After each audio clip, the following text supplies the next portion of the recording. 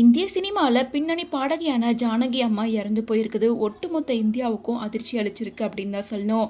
ஜானகி அம்மாவுக்கு இப்போ 88 வயசாகுது. இந்த நிலையில் வயது மூப்பு காரணமாக தான் அவங்க இறந்து போயிருக்காங்க.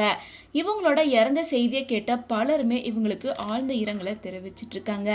ஜானகி அம்மா தென்னிந்தியாவில் நைட்டிங்கேல் அப்படின்னு எல்லாராலையும் அழைக்கப்படுவாங்க. 88 வயசுல மைசூர்ல இருக்க அவரோட வீட்டில் தான் அவங்க இறந்து போயிருக்காங்க. ஆந்திர பிரதேசத்துல குண்டூர் மாவட்டத்தில் பிறந்த ஜானகி அம்மா 1957 விதியின் விளையாட்டு அப்படின்ற படத்துல பாடினது மூலமா தான் சினிமால அறிமுகமா இருந்தாங்க.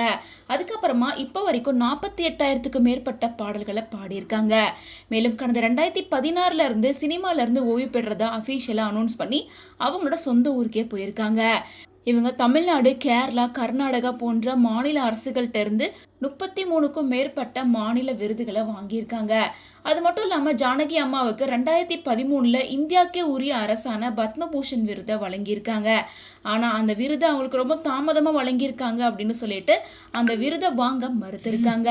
அது மட்டும் இல்லாமல் இவங்க தென்னிந்தியா மட்டும் இல்லாமல் பல லாங்குவேஜில் பாட்டு பாடியிருக்காங்க.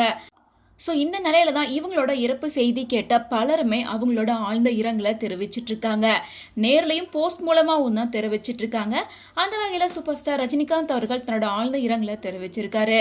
அதில் அவர் என்ன சொல்லியிருக்காருன்னா, தன்னுடைய தேனமுத குரலால தலைமுறையா மக்களை மகிழ்விச்ச ஜானகி அம்மா அவர்கள் ஆத்மா சாந்தி அடையட்டும் அப்படின்னு சொல்லி அவரோட ஆழ்ந்த இரங்கலை தெரிவிச்சிருக்காரு. அதை தொடர்ந்து கமலஹாசன் அவர்கள் என்ன சொல்லியிருக்காருன்னா, பாடல் என்றும் ஒழித்து கொண்டே இருக்கும், அந்த அன்பை நான் எங்க போய் தேடுவேன் அம்மா, இறக்கி வைக்க முடியாத சோகம் பலருக்கும் இருக்கும், அவர்களுக்கெல்லாம் ஆழ்ந்த இரங்கல்கள் அப்படின்னு சொல்லிட்டு ரொம்ப மன வருத்தத்தோட இப்படி ஒரு போஸ்டர் ஷேர் பண்ணியிருக்காங்க.